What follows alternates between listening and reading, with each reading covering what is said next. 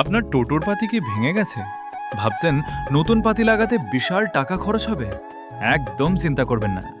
আজ আমরা নিয়ে এসেছি কিভাবে ভেঙে যাওয়া পাতি সহজেই ঠিক করা যায় তার একটি সম্পূর্ণ ভিডিও।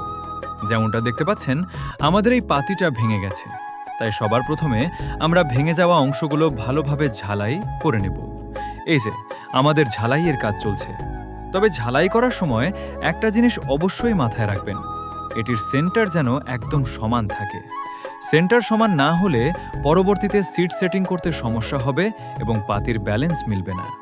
কথা বলতে বলতেই আমাদের ঝালাইয়ের কাজ শেষ হয়ে গেল। এবার একটি গ্রাইন্ডার মেশিন দিয়ে ঝালাইয়ের জায়গাগুলো সুন্দর করে ঘষে মসৃণ করে নেব।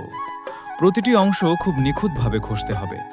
ঘষা শেষ হওয়ার পর দেখতেই পাচ্ছেন এটি কতটা নিখুঁত হয়েছে। চলুন এবার পাতিটা গাড়িতে সেট করে আপনাদের দেখাই।